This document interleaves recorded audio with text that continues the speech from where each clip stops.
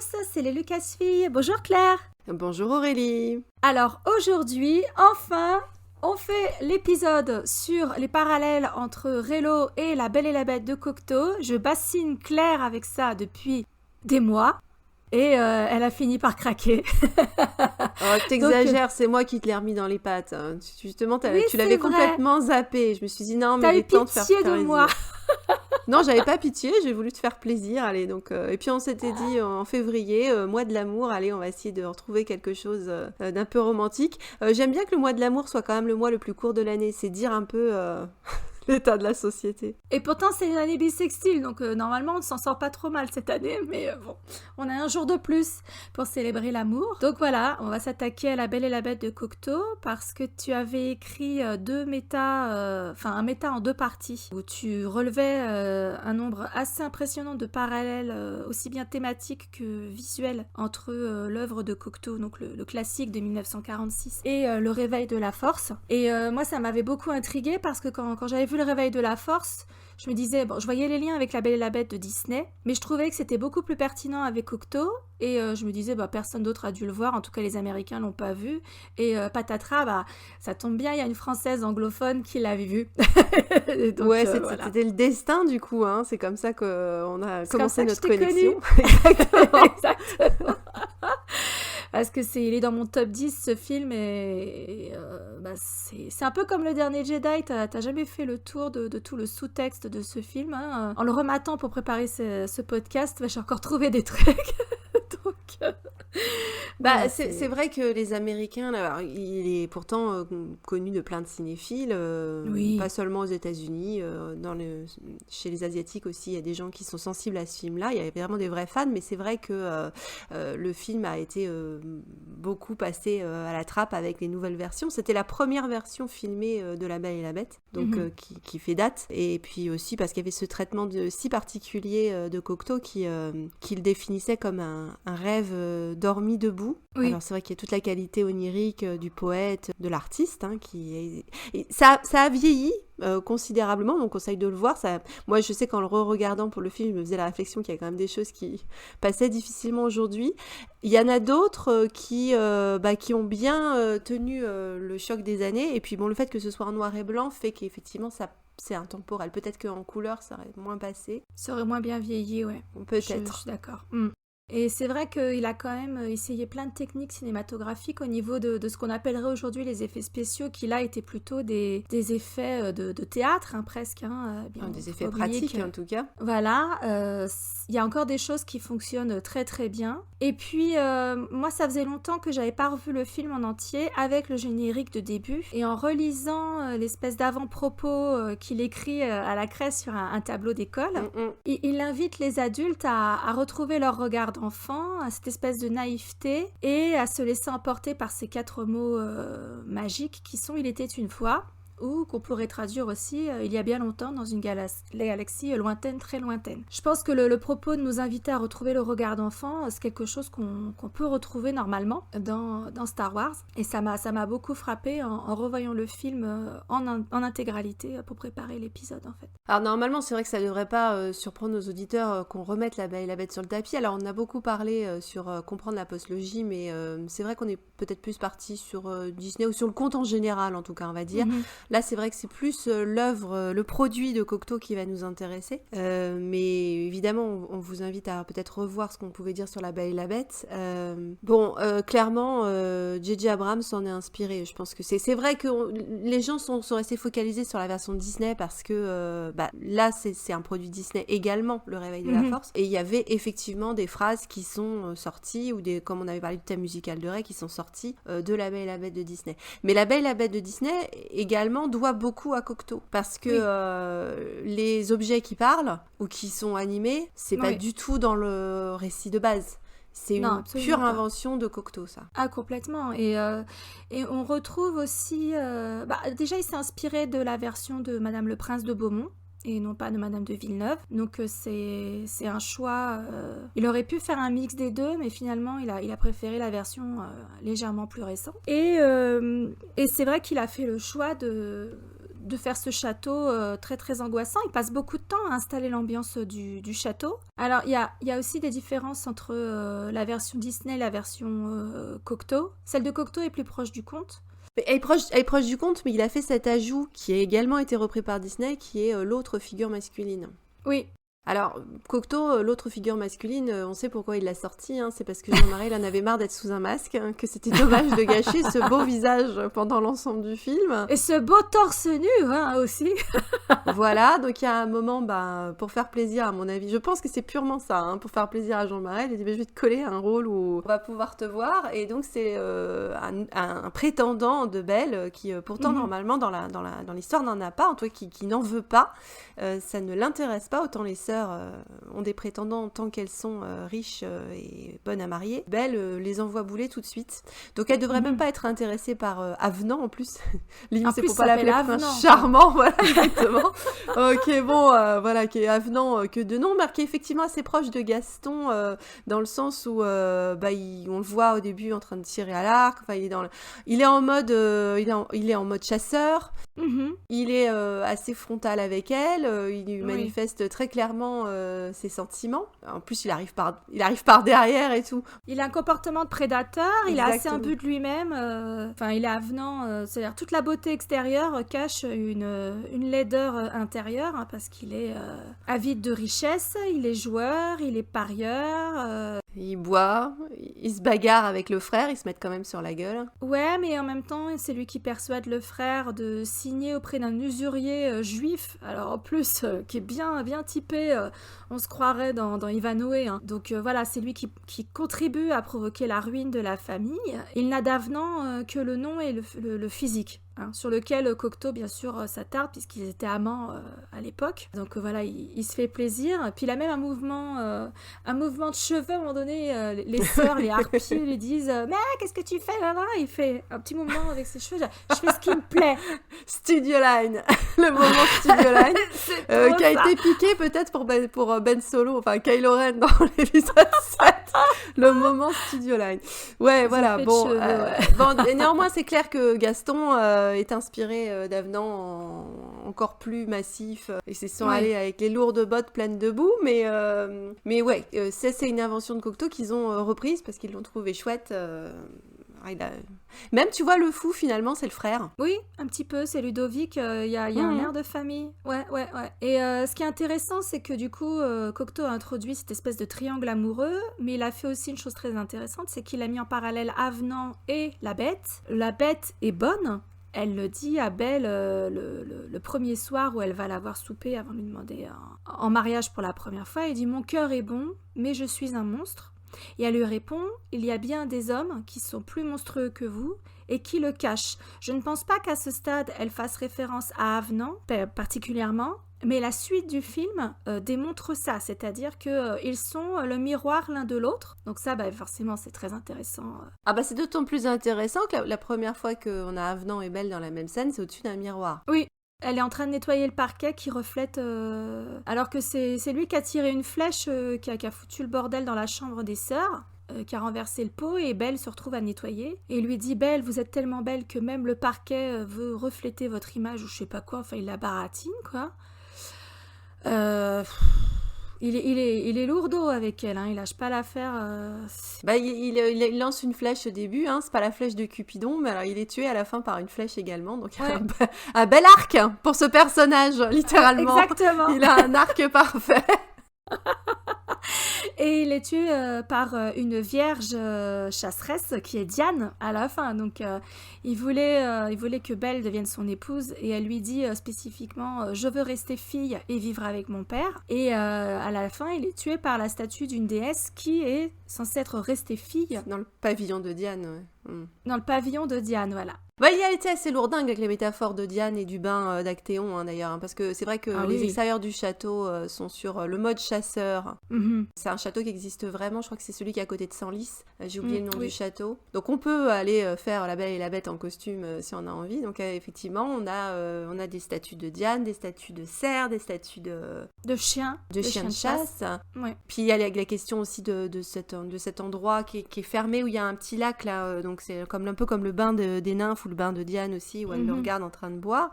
Donc c'est l'idée d'Actéon qui surprend la déesse en train de se baigner, donc il la voit nue et elle, de fureur, le transforme en cerf et il se fait bouffer par les chiens. Cette image-là, elle est répétée plusieurs fois dans le film en fait. D'autant que quand le père arrive, se perd dans les bois et arrive dans le château de la bête, une des premières choses qu'il voit, c'est le cadavre d'une biche qui vient d'être chassée et éventrée, donc comme si le père avait dérangé le prédateur dans la dégustation de sa proie qu'il vient de tuer. Ah bah oui, l'image de ambiance, la chasse, d'entrée de jeu. D'aller se vautrer dans la luxure, là, parce qu'il nous donne des jolis moments de cinéma. D'ailleurs, après une chasse, parce qu'elle l'entend... Elle l'entend rugir et chasser dans la forêt à plusieurs reprises. Rugir de plaisir. Et à un moment donné, il se présente à elle couvert de sang. Et alors en fait, la métaphore dans le film, c'est de la fumée. Quand la bête vient de chasser ou est en proie à ses plus bas instincts et est la plus dangereuse, elle fume. Il y a de la fumée qui s'échappe de ses mains, de ses épaules, etc. Et à un moment donné, donc, elle se présente à la belle couverte de sang, elle revient de la chasse et manifestement pas vraiment maîtresse de ses pulsions. Et la belle la reprend en disant de quoi me demandez-vous pardon? D'être une bête. Donc c'est vraiment le moment où tu es un monstre. Oui, je sais, je suis un monstre. Voilà, hein, Kylo, hello. Et la belle le rabroue en lui envoyant un foulard en lui disant ces paroles vous conviennent très très mal, genre la self-pity dégage. Allez, nettoyez-vous et allez dormir. Et là, il lui dit, mais votre regard me brûle, parce que c'est une des rares fois où vraiment elle le juge. Elle le juge de façon négative. Votre regard me brûle, je ne supporte pas votre regard. Ça me fait quand même penser à quelques Force Bond entre Rey et Kylo, tu vois. Ah puis surtout t'as la scène torse-poil du coup, hein, littéralement sur le coup il y a du poil. Il a un pantalon haut aussi, hein, et la chemise déchirée. Alors je pense que le fait que de la fumée c'était certainement aussi une raison esthétique, enfin visuelle pratique, parce que oui. Comme il est habillé en noir pour montrer qu'il était couvert de sang, c'était peut-être plus pratique de matérialiser ça comme ça, je sais pas. Enfin c'était de toute façon intéressant. Bon, la fumée c'est bien, ça nous ramène à Star Wars, ça nous ramène à la peau d'Obi-Wan, parce que là aussi ça avait fumé. Bon là on va pas parler d'Obi-Wan du tout, mais vous êtes en train de vous demander pourquoi on insiste là-dessus. Bon, effectivement il y a plein de documents. Là on est parti plutôt sur le dernier Jedi, mais c'est vrai qu'en fait on devrait partir du réveil de la Force plus spécifiquement, c'était le méta auquel tu faisais référence, c'est-à-dire que j'étais partie du fait que la scène de rencontre entre Kylo et Rey est quasiment filmée pareil que la scène de rencontre entre la Belle et la Bête dans Cocteau. Et c'est pas fait du tout pareil chez Disney. Donc c'est pour ça que c'est pour moi plus évident. Pour rappel, donc chez Disney, la Belle vient toute seule parce que le père est enfermé dans une prison. Et donc elle découvre la Bête dans le fond d'un cachot humide et sombre. Elle le voit pas tout de suite. Et elle a pas les termes du contrat de la même manière que dans l'histoire où finalement le père doit rentrer et doit trouver une fille qui veut bien accepter de prendre sa place. Là, c'est elle qui doit se proposer toute seule. La Bête a même pas pensé à cette entourloupe-là. Alors que normalement, l'idée, c'est que il faut absolument qu'elle trouve quelqu'un qui l'aime et dont il peut se faire aimer. Enfin, qui lui va aimer et qui va accepter d'être sa femme pour rompre l'enchantement. Donc, il a tout intérêt à avoir quand même une donzelle qui veuille se prêter à l'exercice. Et la Bête de Disney, on a l'impression que ça lui traverse jamais vraiment trop l'esprit. Il y a juste un moment où t'as Lumière qui lui dit ah mais cette fille-là ça pourrait être la bonne, ah bah ouais j'y ai pensé, mais il y a rien qui montre dans son comportement qu'il y pense tellement, parce que dans la manière dont il l'accueille, la manière dont il lui parle, et puis il lui fait jamais aucune proposition, alors que dans l'histoire c'est quand même le cœur du récit, c'est ça, c'est la répétition de la question voulez-vous être ma femme, avec l'évolution au fur et à mesure. On l'a pas du tout chez Disney, il y a pas de question. Non, ils sont vraiment passés à côté de cet aspect fondamental du conte. Tandis que, pour une fois, J.J. Abrams a fait les choses bien. Ce petit coquin est capable de faire des choses sympathiques, parce que, bizarrement, il l'a très bien fait dans Le Réveil de la Force. Alors, il l'a jamais, à ma connaissance, crédité, la référence à Cocteau. Non. Donc, voilà, on va dire qu'on le sort toute seule. Mais j'espère que les images à l'appui vont vous montrer que, c'est quand même assez troublant. Quand Rey va découvrir Kylo, avant, il y a la scène scène dans le château de Mascanata. Donc elle a déjà l'arrivée dans un endroit magique, féerique, qui est un château, qui n'est pas dans son univers habituel. De la même manière, Rey arrive, elle est plutôt en mode où je suis passée, mais néanmoins c'est pareil, elle sort de son univers habituel pour rentrer dans un autre monde, d'ailleurs qui est aussi un univers vert. Oui. C'est aller dans la forêt, avec des branchages, etc. Ils ont enlevé le côté neige. Oui. Dans le conte, juste, il est implicite que le royaume de la bête, le château et le domaine, vivent selon un autre espace-temps que le monde ordinaire. Et dans le film de Cocteau, à un moment donné, la bête lui dit c'est la nuit chez moi, c'est le matin chez vous. C'est au moment où il lui donne ce qu'il faut pour qu'elle puisse rejoindre son père malade. Virtuellement, c'est comme être sur une autre planète. Une autre planète qui n'a rien à voir et qui l'émerveille, qui est magique pour elle, puisque quand tu vois la tronche qu'elle fait dans le Faucon Millenium en disant « Je savais pas qu'il y avait autant de verdure dans la galaxie ». C'est parce qu'elle a pas encore vu le labo de Met de Obi-Wan. Elle a pas vu sa bœuf. Elle a vu là où il cultive, à mon avis, à Tatooine, il y a un endroit où il doit y avoir du vert. Et donc du coup, voilà, d'entrée de jeu pour elle, Takodana, c'est magique. Le château, enfin, et en plus c'est vraiment, c'est pas un bistrot ou un domaine, on utilise le mot château dans le texte. Donc c'est le château de Mascanata auprès d'un lac. Donc cette grande étendue d'eau, Rey, elle a jamais dû voir autant de flotte de sa vie non plus. Donc elle est vraiment émerveillée. Elle arrive dans un endroit magique, comme le château de la bête est magique. Et elle arrive par le biais d'un fringant destrier, qui s'appelle le Magnifique dans la version de Cocteau. Donc il y a un cheval blanc avec paillettes qui appartient à la bête et qui l'amène à la bête. Donc c'est son moyen de transport. Dans la version de J.J. Abrams, c'est le Faucon Millenium. C'est également un moyen de transport magnifique. On est quand même passé du mode poubelle à l'émerveillement du Kessel Run. C'est un vaisseau spatial blanc, brillant bleu, etc. D'une certaine manière, il te met des paillettes dans les yeux. En tout cas, il met des paillettes dans les yeux des gens qui le regardent, le film, parce que c'est vrai que dès qu'il y a le faucon, généralement... Je sais que le retour du faucon avait provoqué une certaine hystérie collective chez les fans de l'épisode 7, quand on a vu que le faucon allait faire son retour. Donc, pour beaucoup de gens, c'est le Magnifique. Et pour elle aussi, de façon intradiégétique, c'est-à-dire que au moment où elle se rend compte que c'est le Faucon Millenium, c'est plus un tas de ferraille, ça devient le vaisseau le plus légendaire de la galaxie, dont elle a rêvé en écoutant les histoires, les légendes de Luke Skywalker, etc. Donc pour elle, ça devient le Magnifique. Et accessoirement, c'est le vaisseau qui normalement devrait revenir à Kylo, puisque c'est le vaisseau de sa famille à lui. Oui, donc le cheval blanc dans le film de Cocteau appartient à la bête, et techniquement, le Faucon Millenium, donc le Magnifique de l'épisode 7, devrait revenir à la bête aussi. Oui, donc les deux sont amenés à leur futur, ou à leur prétendant, ou à leur relation amoureuse, par un moyen de transport qui leur est propre. Et donc, après, la belle arrive dans le château désert, et c'est une expérience extrêmement psychédélique, ah oui. Surtout pour l'époque, puisque on est au ralenti, avec une musique éthérée... C'est un peu creepy ce passage, ouais.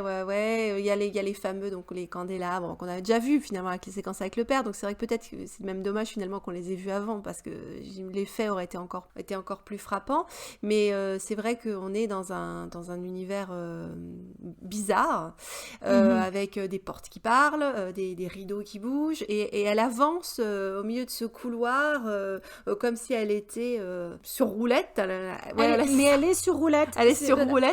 Je m'en suis rendu compte en revoyant le film, en fait, tu vois les traces sur le parquet des câbles qui la tirent sur les roulettes, en fait. C'est une expérience hors de son corps, en fait, comme un rêve. Ah oui, il y a un côté, encore une fois, onirique, complètement dans la façon... Puis les voix assourdies, parce que la voix de la porte, c'est toujours les mêmes voix, la voix du miroir, la voix de la porte, c'est la même voix. « Belle, je suis la porte de votre chambre. » Tu sais, c'est une voix assourdie, toute douce, qui essaie de pas lui faire peur, mais qui est quand même un peu flippante. Ouais. Le miroir, même punition. La belle, je suis la porte de vos cabinets. Ah bah ça tombe bien. Justement, je cherchais les gogues. Bon. Non, puis en plus, enfin, tu vois, t'as ces mains qui tiennent les candélabres, tu as ces statues qui fument, ou alors carrément ces statues dont les visages tournent, qui la regardent, qui peuvent se tourner pour la regarder dormir, et à plusieurs reprises, c'est Jean Cocteau qui fait la statue dans la chambre de la Belle. Ouais, dans la cheminée en noir, là. Dans la cheminée en noir, ça peut être lui, mais aussi dans le marbre blanc de la chambre, derrière la... Ah oui, à côté de à la coiffeuse. Sa coiffeuse, ouais, tout à fait. Ouais, c'est lui aussi. Et là, on peut penser également au regard des clients du palais de Mas qui regardent l'entrée, qui sont tous bizarres également. Donc on peut aussi penser à ça. Mais si on compare vraiment avec l'arrivée de Ray au palais de Masquinetta, il faut comparer la séquence onirique de Cocteau avec la vision de la force. Oui, tout à fait. Parce que c'est le même côté trippy psychédélique avec un couloir également. Donc il y a quand même la reprise du couloir qui... alors c'est un effet différent, mais on est également dans un effet de bascule. Donc elle n'est pas en train de voler à travers, mais comme la Belle, mais on est quand même dans un sentiment de malaise, de est-ce qu'on est dans un rêve ou est-ce qu'on est... Et puis l'itinéraire se conclut par une phrase à chaque fois. Donc pour elle, c'est tes premiers pas. Et pour Belle, c'était donc je suis la porte de votre chambre. Donc la porte de votre chambre, ça c'est le début de votre aventure en fait. Dans les deux cas, c'est une introduction ou c'est une manière de montrer qu'on est rentré dans une autre aventure, dans une autre histoire. Elle a franchi littéralement le seuil du monde magique. C'est une initiation, ouais. L'initiation dans sa vie de femme normalement. Ouais, dans son parcours vers la maturité sexuelle et sa féminité. Ce qui est intéressant, c'est que les deux ensuite s'enfuient. C'est-à-dire que ce premier contact leur fait tellement peur. Ray, elle a le bad trip, mais t'as aussi, comment elle s'appelle Belle, elle regarde dans le miroir, elle voit que son père est malade. Elle se tourne, elle voit que la couverture sur le lit ou la fourrure l'invite à autre chose, ouais. L'invite à se coucher dans le lit. Le lit est en train de se défaire de lui-même et elle flippe. Donc vraiment, là, c'est chargé sexuellement. C'est renonce à ton père. Ton père, c'est le passé, il est en train de clamser, il est dans le miroir, etc. Embrasse ta future vie de femme. Voici ton lit de noces. Et ça, c'est Maz. C'est la même phrase, c'est-à-dire le passé, ce que tu viens de dire exactement. C'est-à-dire ce que tu cherches, c'est pas derrière toi, donc le miroir avec papa. Exactement. Mais devant toi, va coucher avec ton futur. Avec ton futur, ça tombe bien, elle l'a vu à 2 reprises dans sa vision, dans son bad trip.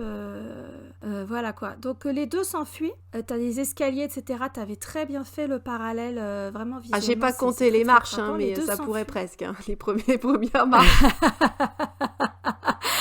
Et la Belle s'enfuit, quitte le château, descend les escaliers, et au moment où elle arrive dans la basse-cour pour récupérer son cheval à l'étable, c'est là que la bête lui tombe dessus. Belle, c'est un petit peu plus long, mais elle s'enfuit dans la forêt, et c'est là que la bête va lui tomber dessus aussi, quoi. Toutes les deux vont dans la forêt. Leur réflexe, c'est de courir vers Dame Nature, vers la forêt. Et effectivement, c'est dans la forêt qu'elles rencontrent leur bête. Avec la même réaction également, qui est alors pour Ray forcée, parce qu'elle se fait paralyser de force. La Belle, elle est en mode également paralysie avec évanouissement, parce que c'est trop de choc d'un coup. Enfin, pour toutes les deux, c'est une rencontre choc, qui se termine par un évanouissement. Alors, provoqué par Kylo. Bon, parce qu'on voulait pas montrer Ray en mode jeune demoiselle en détresse, donc c'est pour montrer aussi l'évolution de la représentation de la personne. Hein. C'est bien de montrer que les filles ont évolué. Elle est pas ciel, mes vapeurs, mais quand même c'est ce qu'on lui c'est celle. Voilà, mais c'est ce qu'on lui fait faire. Quand même, il a repris ce code-là du oh my god, hein, c'est trop pour moi, je tombe dans les pommes. Et donc à ce moment-là, elles se font toutes les deux ramasser. Bon, alors la Belle, elle tombe par terre. Il n'a pas encore l'occasion. Il y a quand même aussi un avantage pour Ray aussi, c'est que ils ont aussi voulu marquer, par rapport aussi avec Anakin et Padmé, qu'il n'était pas question qu'elle finisse sur le sol. C'était aussi un moyen de montrer qu'elle n'était pas... Elle est mieux traitée, finalement. Ouais, d'être mieux traitée, exactement. Donc elle tombe dans les doux bras de Kylo Ren. Mais donc dans les deux cas, c'est également amusant la manière dont ça a été filmé. Enfin, c'était vraiment troublant. C'est-à-dire que le ramassage se fait... pas exactement le ramassage, mais c'est-à-dire qu'on est sur un point de vue extérieur entre le moment où on voit Ray dans les bras de Kylo, qui est vu à travers les yeux de Finn et de Han, et quand la bête ramasse la Belle, la prend dans ses bras. C'est vu depuis l'intérieur de l'étable, derrière une fenêtre. Donc on est en position de voyeur à chaque fois. C'est un choix intéressant. Ça m'avait vraiment frappé. C'est un choix très très intéressant. Et pour revenir sur ce que tu disais sur Rey qui tombe pas au sol, dans la première version du script, et c'est ce qu'on retrouve dans le film Lego du réveil de la force, il est bien indiqué que il l'a fait s'évanouir et qu'elle s'écroule au sol, elle disparaît du champ, au sol. Et ensuite, on voit Kylo la transbahuter sur le champ de bataille avec le point de vue voyeur extérieur de Finn et de Han. Et ils ont dû changer d'avis pour les raisons que tu as évoquées, à savoir pas faire le parallèle avec Padmé et qu'elle tombe comme une merde sur le sol. Là, en l'occurrence, Kylo, à aucun moment, Rey risque de se fracasser la tronche par terre, au moment où il a fait s'évanouir, il est déjà en train de se pencher pour l'attraper. Donc il y a eu un changement par rapport au script d'origine. Ça, je trouve ça intéressant. C'est vrai que s'il avait laissé tomber par terre, on aurait été plus proche de La Belle et la Bête dans le sens où la Belle s'écroule, mais la Bête aurait pas pu la rattraper parce qu'il était encore dans l'étable au moment où il la surprend dans la cour. Donc là, vu que c'est Kylo qui provoque l'évanouissement de Rey, c'était quand même mieux que ce soit lui qui la rattrape, quoi. Ouais, ça nous a valu au moins un joli petit moment pour ça. Et puis bon, c'est vrai que cette position de loin, du coup, cette vision de loin où on est en position de voyeur, en fait, ça nous met en situation... Déjà, on sait qu'on est en train de regarder quelque chose qui devrait nous intéresser, nous alerter. Et puis comme on voit pas les visages, on doit interpréter les choses. C'est vraiment intéressant qu'il ait fait comme ça. Puis c'est surtout, il y a une insistance quand même sur le fait qu'il la porte dans ses bras. Comme tu le dis, on est censé sentir que c'est pas normal, que il se passe un truc vraiment vraiment important parce que on a donc le point de vue de Finn et de Han et le transport de Rey jusqu'à la montée dans la navette, c'est 3 séquences. Ça a été filmé sous 3 angles différents pour bien rendre les points de vue, etc. Pour dire, vous voyez, hein, il la porte comme une princesse, hein. Vous voyez, hein, il l'emmène dans son chariot, dans sa navette, hein, dans son royaume. Après, c'est un peu dommage que ce soit pas parti comme dans le Cocteau, c'est-à-dire il la met dans la navette et puis ça la change de costume au fur et à mesure, ça aurait été sympa. Pauvre, elle a pas de costume. Pareil, ce qui aurait été bien, c'est qu'à un moment donné, quand la Bête... Et là, tu vois qu'il était quand même athlétique, comment il s'appelle, Jean Marais, parce que Josette Day, elle était costaud quand même. Hein. Et puis il la porte à travers tous les trucs, les escaliers, ouais. Voilà, il faut qu'il fasse gaffe à ces grandes manches pendantes là, parce qu'il risquait de se prendre les pieds dans la robe de la Belle, machin. À un moment donné, il y a une pause en plein milieu des escaliers qui vont de la basse-cour au château, où il s'arrête sur les marches et il la fait passer au rayon X. Donc c'est un moment qui est extrêmement sensuel. On voit pas Kylo faire ça parce qu'il a le masque, on voit pas ses yeux, etc. On voit pas Kylo faire ça au moment de l'enlèvement. Il va le faire une fois qu'elle est attachée, au tout début de leur interaction dans la scène de l'interrogatoire. C'est là qu'il va la passer au rayon X, comme la Bête, au moment où il porte la Belle. Il le fait également au moment où il la gèle. Oui, c'est ça. Il est déjà en train de le faire. Après, ils nous le refont, parce qu'ils nous le refont sans le masque après, mais il le fait une première fois avec le masque aussi. Alors déjà, on peut dire, il y a le parallèle des costumes aussi. Bon, évidemment, c'est moins glamour que Jean Marais dans La Belle et la Bête, mais bon, on peut légitimement penser que la Bête est en noir. Enfin, en tout cas, visuellement, c'est ce que ça donne, hein. Son grand col, sa grande capuche, la cape et surtout les gants. Ah, les gants. Et alors, ça, c'est un truc dont j'avais parlé qui me choque à chaque fois. C'est pourquoi les gants ont disparu dans Disney. Voilà, c'est un truc, c'est un regret parce qu'effectivement, la Bête, elle n'est pas obligée d'avoir des gants, hein, puisque elle cache pas son visage. Hein, donc, elle aurait pu aussi bien montrer qu'il avait des griffes. Mais le potentiel érotique du gant, pas seulement, mais est évident. Bon, c'est vrai que le gant, ça connote la richesse, puisque de porter un gant, le gant, ça coûtait extrêmement cher. Donc, et puis surtout, ça montrait que vous n'étiez pas quelqu'un qui travaillait dans les champs, hein. Tu portes des gants, ça marquait la noblesse. Un métier manuel, et c'est vrai que la Bête a des tenues extrêmement riches, avec des joyaux, etc. Donc on est vraiment dans une mode...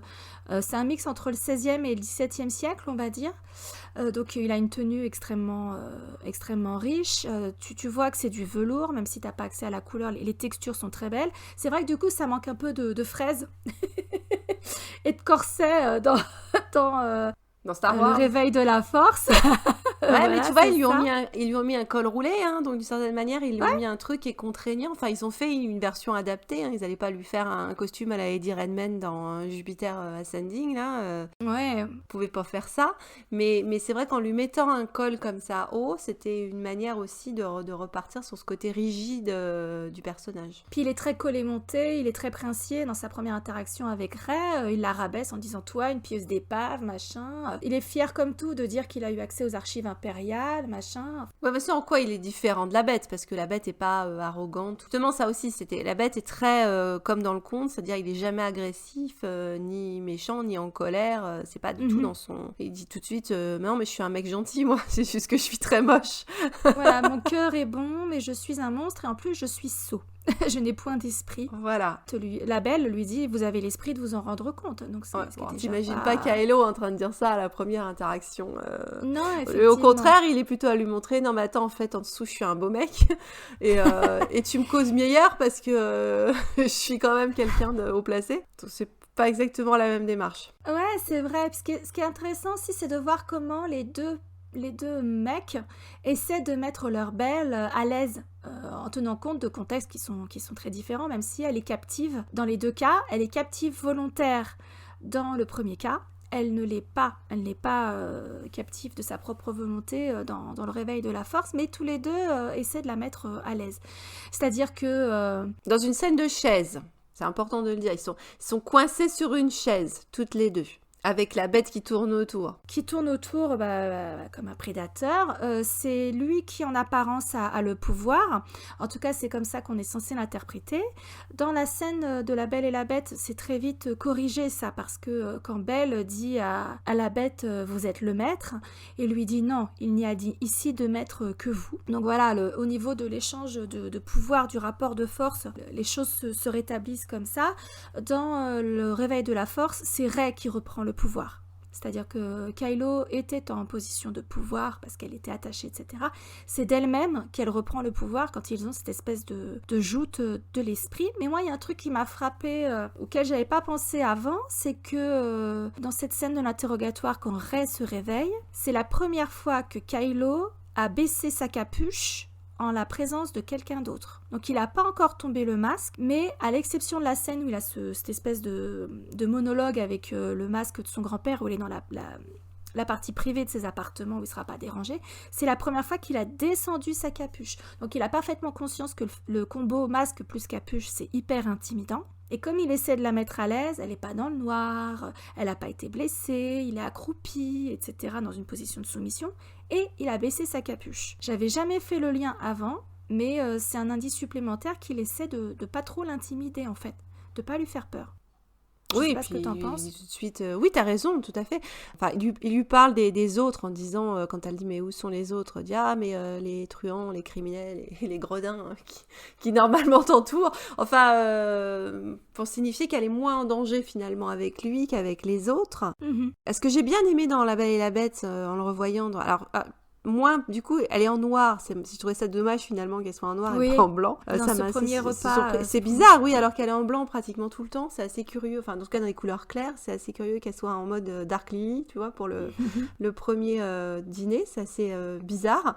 Par contre, elle est là en train de jouer avec un couteau. Donc, c'est pas la demoiselle. C'est assez moderne. C'est pas la demoiselle en détresse. Elle est là en mode attends, si tu m'approches, je te plante, tu vois.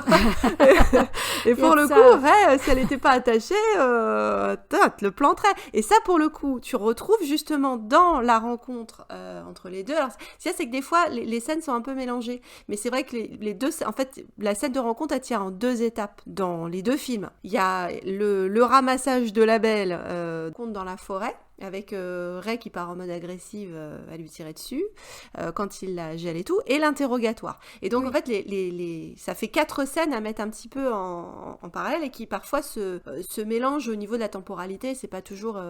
Mais en tout cas, on trouve énormément de points communs. Et c'est vrai que finalement, la belle avec son couteau, ça peut tout à fait faire penser à Rey avec son blaster au début en train de lui tirer dessus.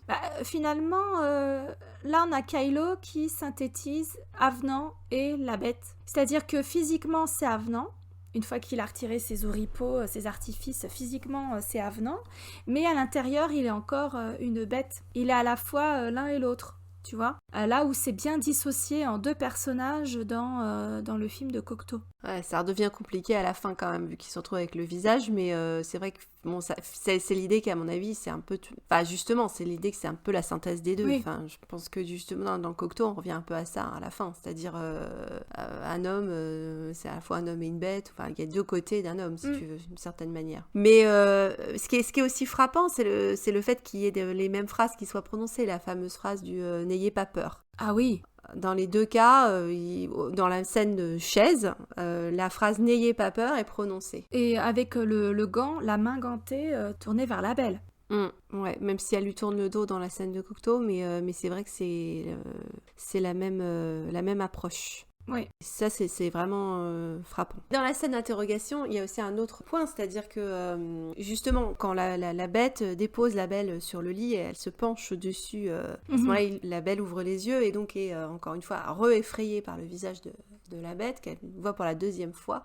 Et lui, à ce moment-là, se recule dans un passage que tu as déjà mentionné, puisqu'il le fait après, encore une autre fois, c'est-à-dire qu'il ne supporte pas le regard de la belle sur lui. Et ça m'a fait aussi penser à la scène de l'interrogatoire, lorsque finalement Kylo part en mode prédateur sur l'esprit de Rey. Comme là, la belle est en train de se pencher sur la belle pour envahir son espace personnel, hein, donc...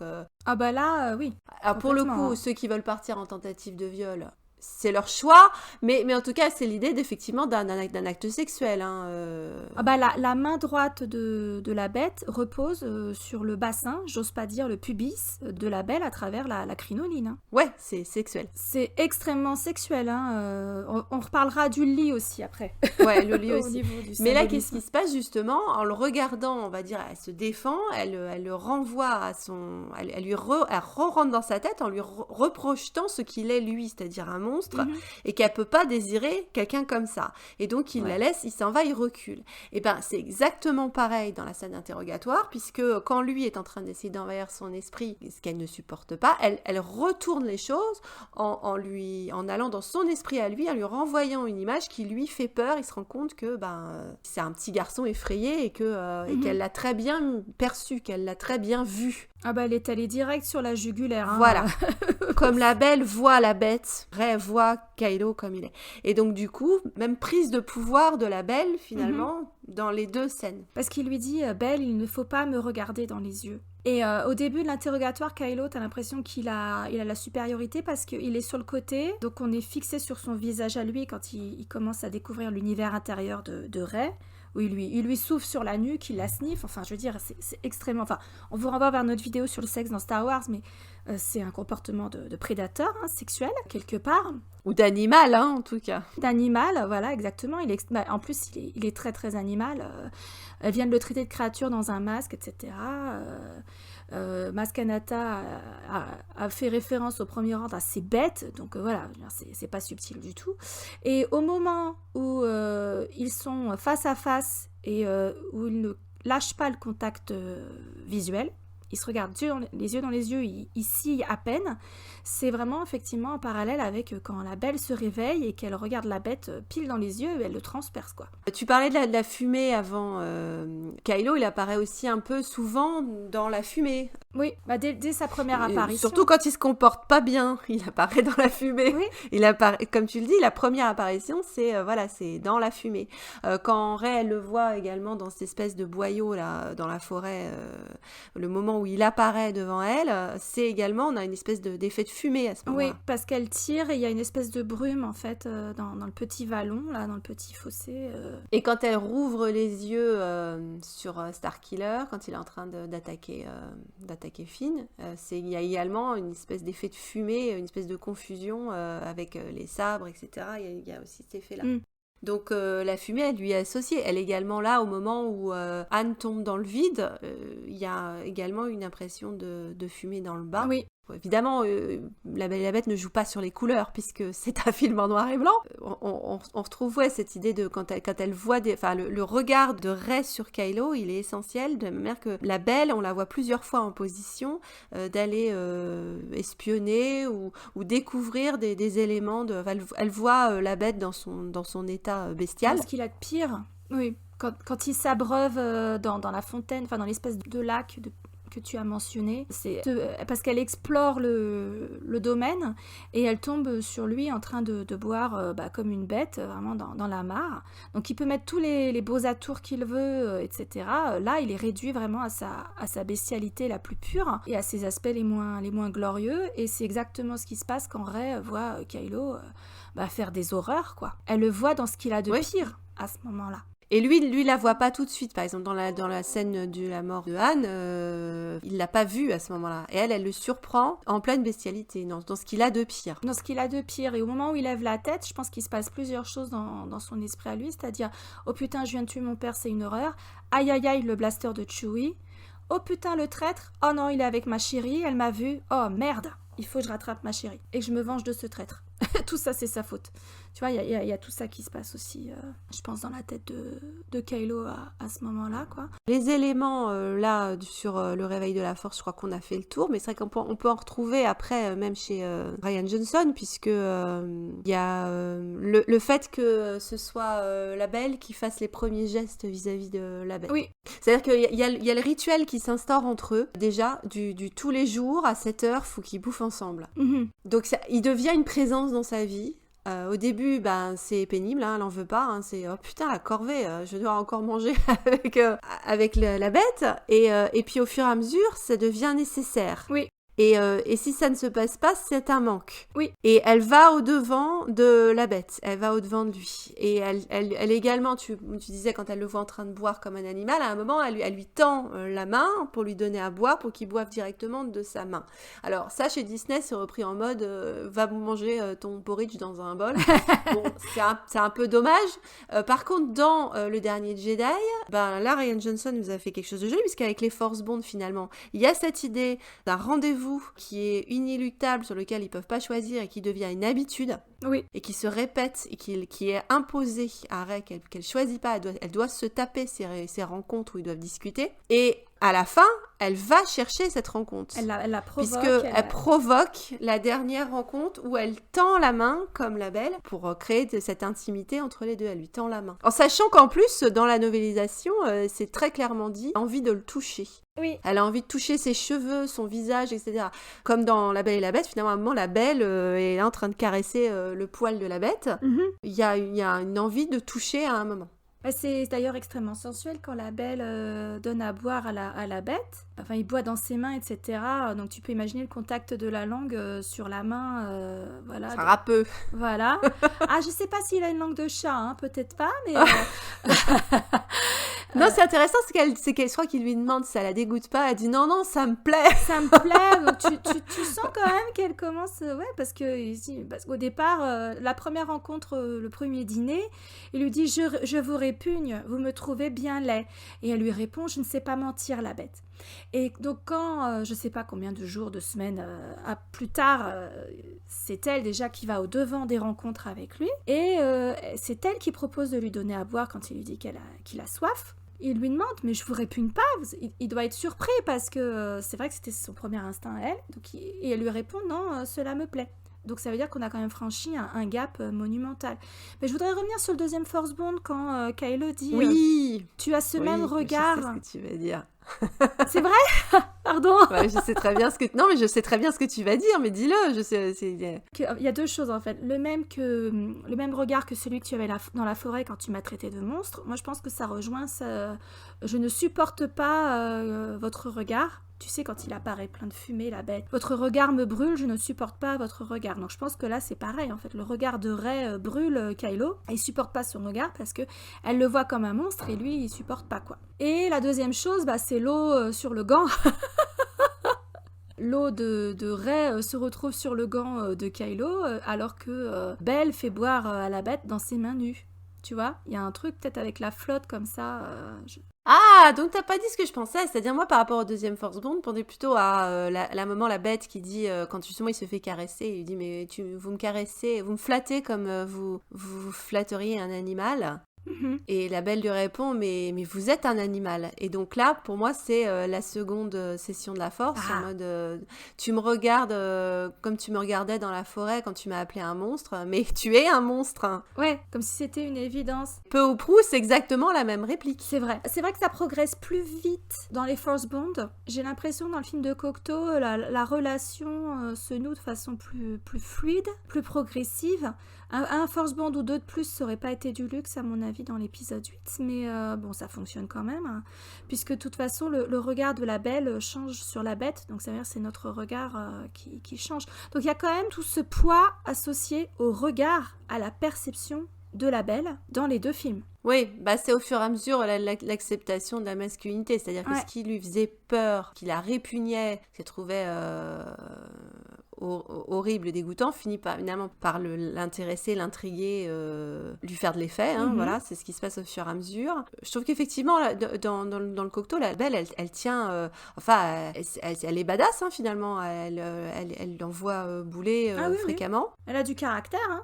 C'est pas Exactement, une carpette, hein. Du tout. Non, hein. non, c'est très bien fait. Et zut, j'ai oublié ce que j'allais dire avec. Je pense que c'est à la scène justement avec quand c'était en fumée, là, quand il est. Ah bah si, oui, c'est la scène du torse poil. C'est juste parce que j'ai envie de remettre ma photo de Kylo tout nu. Mais ouais, c'est la même. En plus, il a les cicatrices comme l'autre qui est lacéré. Il a sa chemise est lacérée. Oui. Elle est à moitié déchirée, t'as la moumoute qui dépasse, etc. C'est... Mais même, tu disais, quand elle lui donne de l'eau, en fait, elle lui donne ce dont il a besoin. Je pense de la même manière, Rey, quand elle tend la main, elle donne à Kylo ce dont il a besoin. Oui. Dans les deux cas, il y a une prise de conscience de ce dont l'autre en face a besoin. Et une forme d'acceptation de ce qu'est l'autre. De ce qu'il est, de sa nature. Oui, il y a plus cette répugnance de l'autre, en fait. Alors que les deux ont eu l'occasion de voir l'autre pour ce qu'il est vraiment, en fait. Hein. Donc, sans ambiguïté. Moi, j'ai envie de parler du sous-texte sexuel parce que c'est tellement lourd, c'est tellement chargé. Dans les deux cas. Bah, dans le deuxième cas, on en avait déjà bien parlé, donc je pense que tu vas surtout devoir parler du sous-texte de Dans Cocteau. La Belle et la Bête de Cocteau, qui est oui, voilà, extrêmement oui, chargé aussi. Bah, en fait, t'as pas mal de choses. Donc déjà, t'as tout l'érotisme associé aux gants. Hein, on avait déjà eu l'occasion de parler de Ryan Johnson, porno de la main. Cocteau, même punition. Hein, parce que t'as quand même tout un jeu sur ce gant de velours magnifique. On a des gros plans dessus. Quand les personnages l'enfilent, ils appuient bien entre les doigts pour bien mettre le gant, etc. Enfin, c'est pas subtil. Puis il y a l'ombre de la main qui se fait également sur le visage de la belle. C'est une très jolie image. C'est très très beau. Dans tout ce qui est le décor du château, alors il y a les allusions à la chasse, bien sûr, mais il y a aussi des allusions à la sexualité, parce que rien que dans la chambre de la belle, au pied de son lit, vous avez un bouc sculpté, une tête de bouc sculptée. Excusez-moi, mais c'est le sexe débridé. Hein, et à un moment donné, quand la belle est partie et que la bête se languit de son retour, il prend la couverture, la peau de bête, et il plonge le nez dedans et il la sniffe, quoi. C'est extrêmement sensuel, c'est extrêmement ça connoté manque dans aussi. l'épisode 9, c'est ce que je te disais l'autre jour. Il nous a manqué cette scène-là. Voilà, je dis juste ça. Le manque, on voit pas le manque. On voit pas le manque, effectivement. C'est un de mes grands regrets sur l'épisode 9, c'est-à-dire qu'ils auraient dû faire... Il y a un moment où, dans l'arc, normalement, du personnage, encore une fois, nous, on est convaincus que c'était la Belle et la Bête, il aurait fallu matérialiser le manque. Parce qu'au final, on a la Bête qui se languit d'amour, hein, mais... on n'aura pas le Kylo, il se meurt d'amour et de désir, mais mais c'est pas assez bien amené dans l'épisode 9, alors que là, alors on voit que la Belle, la Bête lui manque, même si toute sa famille, son entourage essaie de lui bourrer les mous pour pas retourner au château, tout en complotant pour aller piquer les richesses de la Bête.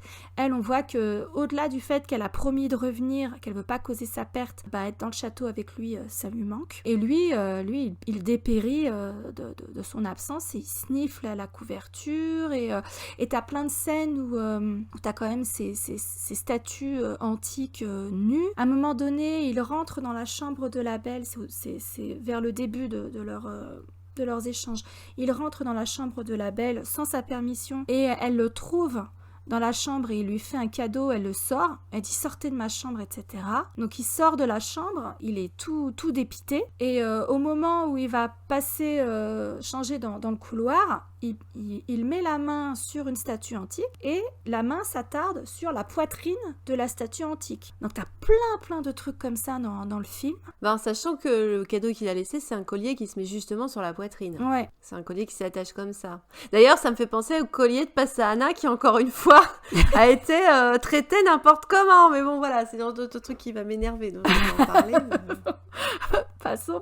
Voilà, tout ça pour dire que le sous-texte érotique est très présent dans La Belle et la Bête de Cocteau, dans les décors, dans les interactions, dans les angles de caméra, et il y a aussi le sous-texte homo-érotique dont j'avais fait abstraction moi pendant des années alors que c'est un film que j'adore. Mais en le revoyant là, c'était pas possible. Tu sens que Cocteau il s'intéresse surtout aux garçons et moins à la fille, quoi. Même si t'as plein de moments où la bête regarde la poitrine palpitante de l'héroïne dans ses corsets, machin. Ah, il y a des décolletés, hein. Des fois quand elle se penche, oui, il y a quelques moments décolletés. Il y a quand même des décolletés, des poitrines palpitantes, hein. Donc bon, moi c'est surtout ça que j'ai repéré. Mais le vrai contexte homo-érotique, il est évidemment entre le réalisateur et son acteur dans le rôle principal, quoi, évidemment. Ouais, on sent que les déclarations, on en parlait toutes les deux avant, les déclarations d'amour sont rarement adressées à Josette. C'est-à-dire que souvent, soit elle tourne le dos, soit elle regarde à côté. Enfin, il est rarement en train de la regarder dans les yeux pour lui dire je t'aime. Donc non, il regarde la caméra, quoi. Que ce soit... Ouais, ou à côté, quoi. Ouais. Donc, je sais pas. Il regarde Jean. Clairement. C'était pas Josette, c'était Jean. Ouais. Mais voilà, moi je voulais revenir comme sur cette histoire de sous-texte, de symbolisme sexuel qui est pas subtil du tout dans La Belle et la Bête non plus. Enfin, je trouve, après quand j'étais allée le voir avec ma mère, la version restaurée au cinéma, je l'avais prévenue, je te préviens, c'est quand même au niveau de la symbolique, c'est un film qui est très érotique. On est sorti du film, de la séance, elle m'a dit « Moi j'ai rien vu ». Ok, bon c'est moi, hein, j'ai peut-être l'esprit mal tourné. J'ai trop étudié l'iconographie antique, je sais pas. Ce qui, moi, me paraissait complètement évident ne l'était pas du tout pour ma mère, tu vois, par exemple. C'est assez drôle. Non, mais parce que c'est fait, comme tu l'as dit, c'est fait dans le sous-texte, c'est sûr. Peut-être parce que justement, souvent maintenant, l'érotisme, c'est de mettre une nana à poil. Oui. Bon, même pour l'époque, hein, tu pouvais dénuder les filles, hein, c'était pas... Surtout, on est en France, hein, il n'y avait pas le code de la censure comme aux États-Unis. Hein. Donc, l'érotisme, c'est surtout la manière dont la femme est montrée de manière érotique. C'est vrai que c'est pas évident dans le cas de la Belle, là. Les scènes d'érotisme sont finalement plus tournées vers la Bête. Oui. La manière dont donc, le regard féminin, en fait. Encore une fois, la manière dont la femme regarde les hommes. Bon, là, c'est un homme qui regarde un autre homme, mais du coup, on peut retrouver l'intérêt pour la manière dont on montre le désir masculin, en fait. Oui, en l'occurrence, le désir masculin, mais tu vois, une femme peut tout à fait s'identifier à la Belle quand même. On reste quand même sur un parcours d'héroïne, c'est très troublant, en fait. Parce que la Belle, elle affirme sa féminité au fur et à mesure. Elle accepte l'idée une fois qu'elle est retournée auprès de son père, elle refuse à nouveau les avances d'Avenant, qui a l'air de moins en moins avenant et qui a l'air de plus en plus aux abois en fait, parce qu'il a compris qu'il avait un rival qui est autre que le père de la Belle, et que finalement elle voulait rester fille au début du film. Ce n'est plus le cas à la fin. Tu sens qu'elle est prête à devenir une femme, qu'elle a embrassé sa sensualité et que cet éveil s'est fait non pas au contact d'Avenant mais au contact de la Bête. Donc ça c'est quand même très clairement marqué, et c'est pour ça aussi qu'il va dans le château de la Bête. C'est pour prendre les richesses parce qu'il est comme ça, mais aussi pour tuer son rival. C'est exactement la même réalisation qu'aura Gaston dans le dessin animé Disney par exemple. Par contre c'est vrai que la fin est un peu bizarre. Moi c'est vrai que j'ai jamais trop aimé ce passage avec le pavillon de Diane et ouais. La Bête, elle a l'impression qu'elle avait pas de visage avant et qu'elle se retrouve avec le visage d'Avenant. Oui. Dans l'histoire, il explique qu'il est devenu un monstre parce que ses parents croyaient pas aux fées, donc du coup les fée l'ont puni le fils qui est pour rien, tu vois. Ouais, c'est pas sympa. Mais ça c'est comme dans le conte. Et donc il avait pas de visage avant, c'était il avait pas de personnalité, il avait pas d'identité. Il hérite de l'identité du type qui est mort dans le pavillon de Diane. Ouais, c'est un peu space quand même. Du coup, elle se elle se retrouve à devoir passer sa vie avec un homme qui ressemble au premier homme pour qui elle a peut-être eu des sentiments érotiques, puisqu'elle lui demande mais ça vous déplaît que je ressemble à ce type que vous aimiez avant ah oui, non, finalement. C'est quand même adressé le fait que je ressemble à cet homme vous déplaît, c'est quand même dans le texte, le Cocteau tourne pas autour du truc, Oui. Bah, c'est pas dans l'histoire d'origine, hein. Peut-être qu'il s'est senti obligé de le dire, mais c'est bizarre cette insistance là-dessus. En plus, elle aimait Avenant à sa façon, même si elle s'en méfiait, parce que à un moment donné, dans une de leurs rencontres, la Bête demande à la Belle, ils sont dans le jardin là, est-ce qu'on vous a déjà demandé en mariage? Elle lui dit oui, la Bête. C'était un homme jeune? Oui. Il était beau? Oui. Pourquoi ne l'avez-vous pas épousé? Je ne voulais pas quitter mon père. Et quel était le prénom de ce beau jeune homme? Avenant. Et là, t'as la Bête qui pète un câble, comme s'il connaissait cette personne. Ça se trouve, c'était son nom à lui, il va savoir. C'est son jumeau maléfique. Ah bah, c'est ça. Et comme s'il y avait un truc pas clair, tu vois, et qu'il avait une connaissance de ce mec, et il s'enfuit dans les fourrés, il se casse. Donc il y a quand même un truc, ça veut dire qu'elle aimait Avenant à sa façon, mais pas suffisamment pour envisager de quitter son père, alors que pour la Bête, oui. Par contre, c'est vrai pour revenir sur la conclusion de l'histoire et la conclusion de la saga, c'est vrai qu'on est parti quand même en mode Belle et la Bête sur le fait que l'a quitté pour retourner vers son passé finalement, Oui. avec les passés. En tout cas, avec la joyeuse bande de la Résistance. Donc là, elle retourne pas vers le père, mais du coup, elle retourne vers la mère. Et donc, il est laissé tout seul et à se languir, etc. Et bon, à la fin, il se sacrifie pour elle. Voilà, sauf qu'on devait avoir une fin différente. On savait très bien, on va pas forcément insister lourdement là-dessus. Mais c'est vrai qu'il y a cette séparation qui est censée être un manque pour tous les deux. Or, dans le 9, on n'a pas l'impression que Kylo a manqué à Rey, alors que lui, ça fait un an qu'il la pourchasse avec tous les moyens à sa disposition, le Premier Ordre. Dans un des rares trucs intéressants dans le guide visuel, c'est le Premier Ordre n'a qu'un seul objectif, me ramener la pilleuse d'épave. Bon, clairement, voilà, c'est l'amoureux et conduit. Lui, il est en manque, oui. Mais oui, c'est vrai, elle lui dit, d'ailleurs, une des premières interactions tous les deux, c'est elle lui dit, non, mais c'est dur de se débarrasser de toi. Ouais. Il lui dit, tu es dur à trouver où que tu sois, et elle lui dit, et toi, c'est dur de se débarrasser de toi. Ça a donné des jolies blagues, d'ailleurs, j'ai vu passer des trucs du style, tu es dur. Ouais, je sais, à trouver. J'ai pas fini ma phrase. Non, puis même leur toute première interaction, il lui dit, tu ne peux pas te cacher, Rey, en tout cas pas de moi, tu vois. Voilà, c'est maintenant qu'il a rétabli la connexion et qu'il sait qu'ils sont une diade dans la force, clairement, lui, il a cette assurance qu'elle ne pourra pas lui échapper encore bien longtemps. Disons que ce qui est moche, c'est qu'il aurait dû, à un moment, elle aurait dû revenir vers lui, et du coup, ça n'arrive pas dans le 9. Non. Dans la logique. Et il y a aussi la question des questions, justement, puisqu'on en a parlé, puisque c'est central à la problématique de la Belle et la Bête, la question de voulez-vous m'épouser? Et bon, à chaque fois, elle dit non, puis à la fin, elle arrive, et elle dit, oui, je t'épouse, je t'aime, je te prends tout, allez, les poils et tout, t'as pas besoin de te raser, Gillette, l'imperfection masculin, je prends tout. Et en fait, on n'a pas ça, parce qu'on a les questions dans Star Wars. Oui, chaque film se termine par une question avec un nom, comme dans La Belle et la Bête. Donc on aurait dû avoir une question avec une réponse positive à la fin. Le bisou, je pense que le bisou, c'était ça la réponse. Disons que c'est pas formulé, enfin c'est formulé bizarrement, c'est-à-dire qu'au début il lui dit ouais, la prochaine fois que je te donnerai la main, tu la prendras. Alors j'aurais préféré que ce soit formulé sous une forme de question, justement pour rester dans l'esprit de ce qu'ils ont mis en place. Ouais. Et donc effectivement, à la fin, elle prenait la main, comme tu dis, ça pouvait être la réponse à la question. Ouais, tout à fait, ça pouvait marcher comme ça. Elle tenait sa main, elle la lâche pas jusqu'à ce qu'il disparaisse. Et le bisou, c'est finalement une réponse sans ambivalence. Donc, oui, mais la malédiction, elle est rompue pour rien, quoi. Le charme, il est rompu pour rien. Ouais, c'est d'ailleurs le seul truc où vraiment il s'éloigne du conte, c'est le moment où Ben meurt, en fait. Parce que normalement, soit il retrouve sa normalité d'humain dans la version Disney, par exemple. Alors, c'est un prince, certes, il a un château, des serviteurs, machin, donc il y a quand même une élévation sociale pour la Belle par cette union. Dans le film de Cocteau, je me souviens plus dans le conte, mais dans le film de Cocteau, il l'emporte dans le royaume des cieux, où ils retrouveront son père et ses sœurs qui vont devenir les boniches de la Belle. Et ils s'envolent tous les deux dans les cieux, et c'est à ce moment-là, sur la dernière image, quand ils sont en s'envolant, qu'ils s'embrassent pour la première fois. Ils s'embrassent sur la bouche, dans le film de Cocteau. C'est vraiment à la toute fin. Monter au 7e ciel. C'est ça, hein. C'est pas subtil non En plus. même temps, c'est parce qu'il n'allait pas avoir la bête qui embrasse la belle, va pas tomber dans la zoophilie. Dans aucune version, on a eu ça. Donc, normalement, il aurait pas dû effectivement avoir de bisous avant d'avoir de toute façon la transformation. Donc là, la fin de la malédiction. Donc là, c'est pareil, il y a le bisou quand il y a la fin de la malédiction. Quand il est Ben, et elle s'assure que c'est bien logique. lui, et dit Ben.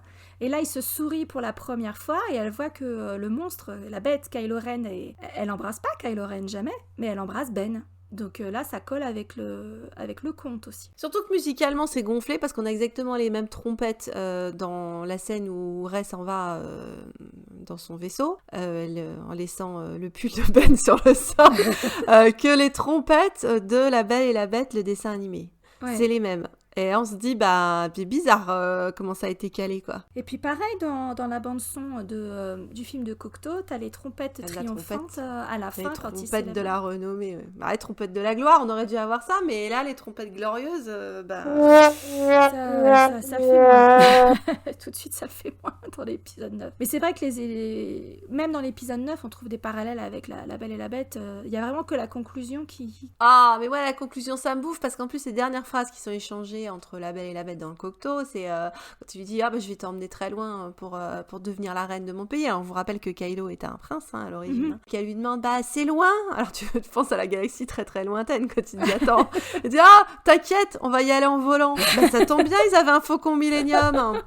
Donc encore une fois, ils auraient dû partir en volant ailleurs. Ouais. Et puis alors moi, c'est vrai que j'ai toujours adoré cette conclusion de Cocteau. Pour le coup, c'était vraiment génial où il lui dit est-ce que tu vas avoir peur? Et elle dit mais j'aime avoir peur avec vous, bien sûr. Elle minaude, elle a un côté un peu perverse. Elle est un peu perverse, la Belle, dans Cocteau. Josette. mais non, mais là pour le coup c'était bien parce qu'il y avait aussi quelque part le fait qu'elle gardait un peu de la bête. Oui. Parce que souvent, il y a ce côté-là aussi à la fin. C'est-à-dire le moment où le prince qui arrive et tu te dis, mais j'en voulais pas, moi, du prince. J'aimais la dangerosité de la bête. J'aimais l'érotisme un peu tordu de cette bête et ce rapport qu'on avait ensemble. C'est vrai. J'aime avoir peur avec vous et je pense que Ben et Rey, de temps en temps, au plumard, s'il l'avait attaché, etc., ça se serait bien passé, tu vois. S'il y avait vous allez dire qu'on a une de temps en temps. On a une opinion biaisée, nous, parce que voilà, etc. On est des grosses perverses. Mais je vais donner l'exemple de ma fille qui a 5 ans, donc qui est normalement pas comme ça. Donc elle n'a pas été élevée dans cet esprit-là. Et la première fois qu'elle a vu La Belle et la Bête, c'était l'année dernière. Donc elle avait 4 ans. Et donc au début, elle était terrifiée par la bête, exactement comme la Belle. Donc on rappelle que c'est une histoire pour les enfants. Donc avoir le point de vue d'un gosse, c'est toujours bien. Et donc au début, elle était terrifiée. Et au fur et à mesure, elle kiffait la bête à donf. Au moment où il se fait transformer, elle se retourne vers moi, elle me fait elle est où la bête? Je dis c'est lui, c'est le prince. Mais j'en veux pas moi du prince, je veux la bête. Ouais. Pareil. Voilà, c'est comme ça que les enfants réagissent, cet esprit-là.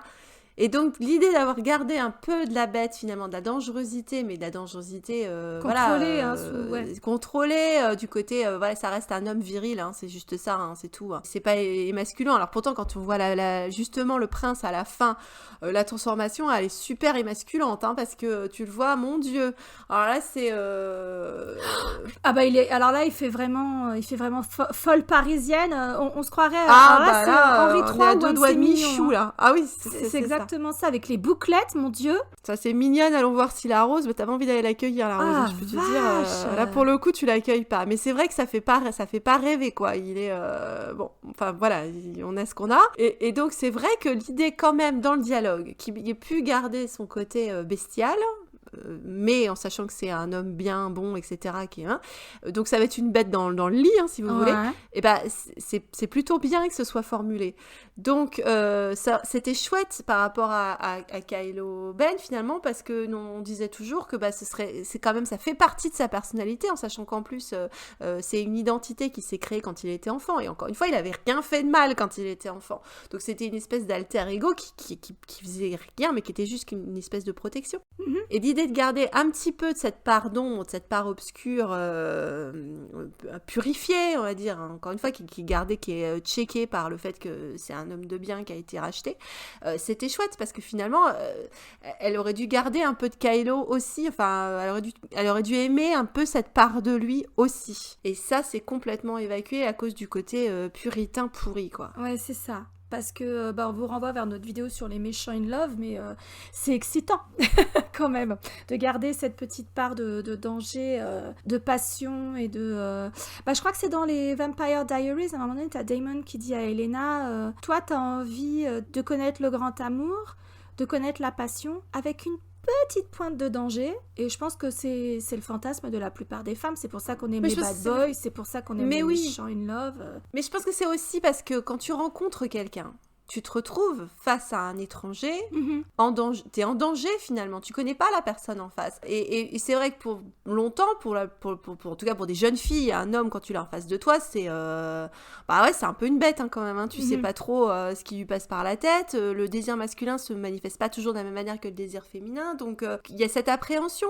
Et donc quand tu tombes amoureux et que t'es en danger toi émotionnellement, parce que tu es en train de mettre ton cœur, tu offres ton cœur, donc tu es en danger d'avoir le cœur brisé, de souffrir.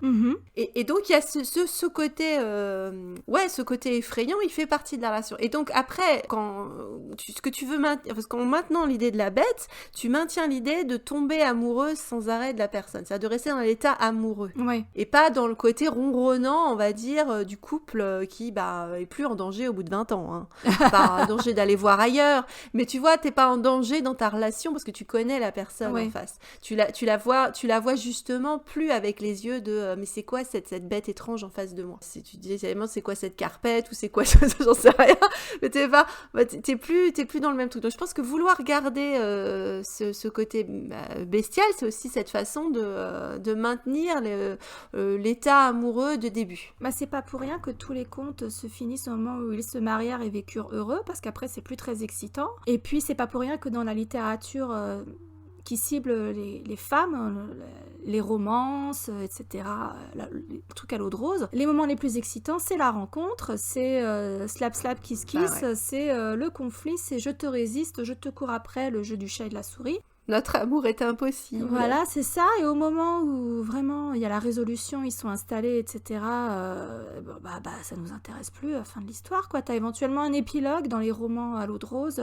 avec les générations suivantes. Mais pas seulement les romans à l'eau de rose, mais comme tu dis, je pense que c'est pour ça qu'il y a autant de monster romance, là. Je sais que c'est un truc que les gens se partent chaque fois, masculinité toxique. Mais je pense que c'est pour ça qu'il y a autant d'histoires de filles qui tombent amoureuses d'un loup-garou, d'un vampire, d'un je ne sais quoi, peut-être pas en mode zombie parce qu'il faut que ce soit attirant, mais d'un immortel qui est tellement mieux qu'elle et machin. C'est aussi, il y a le côté prince, etc., mais il y a aussi le côté, il est dangereux parce qu'il est haut, et du coup, même si on se marie et qu'on est heureux ensemble, il y a toujours chez lui une part qui me restera étrangère, donc qui me laissera tomber amoureuse de lui encore et encore. Faut pas qu'il soit dompté à 100%, c'est pas intéressant. Faut qu'il y ait quand même cette part de dangerosité et de...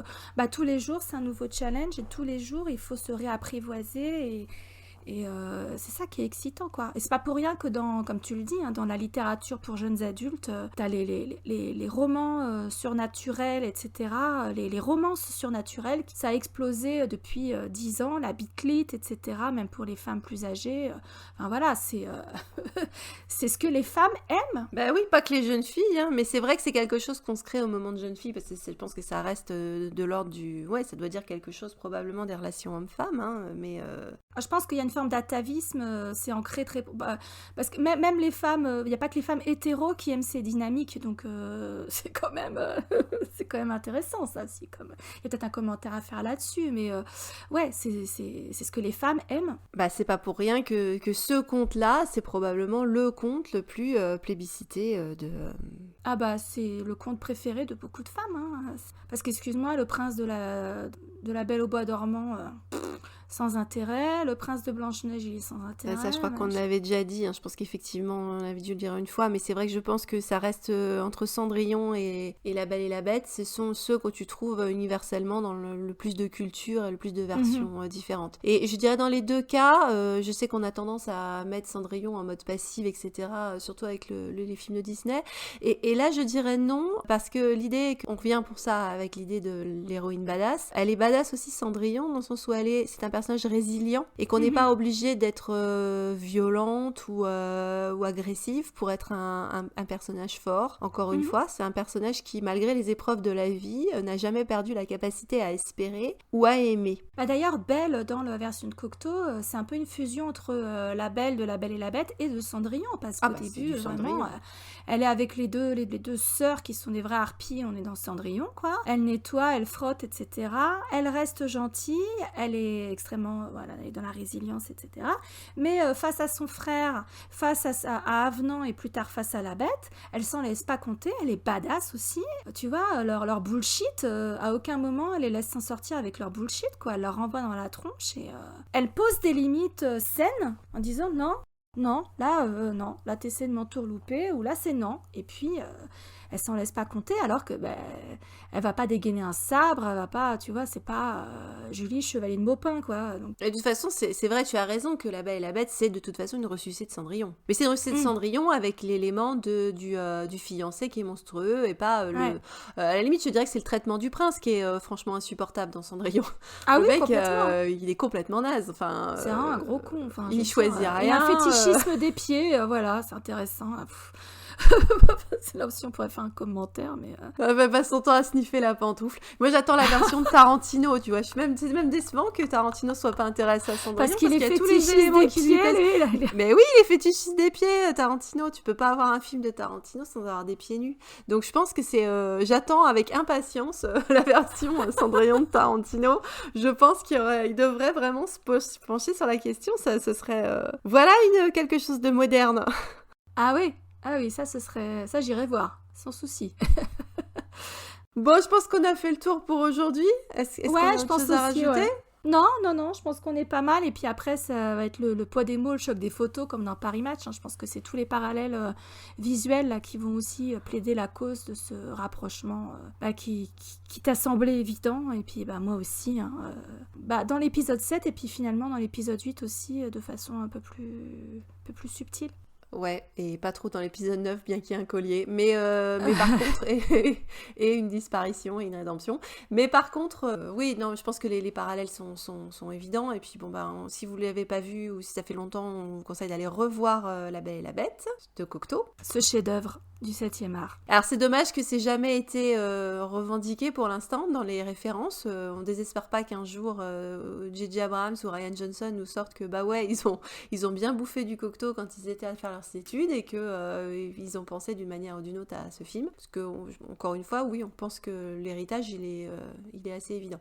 Ce sont deux cinéphiles, donc à un moment donné, ils ont dû absorber du Cocteau. Comme ils ont absorbé du Kurosawa, ça se trouve, c'est même pas conscient en plus.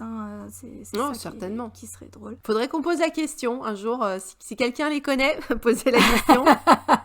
Ouais, ce serait sympa de citer Cocteau dans une interview. Cocorico, ça ferait plaisir. Donc comme d'habitude, n'hésitez pas à réagir dans les commentaires, à liker, et puis si vous n'êtes pas d'accord, si vous êtes d'accord, nous on prend tout, tout échange est le bienvenu. À mettre un pouce en haut pour le porno de la main, c'est important aussi. Ah ouais, le pouce en haut pour le porno de la main, toujours.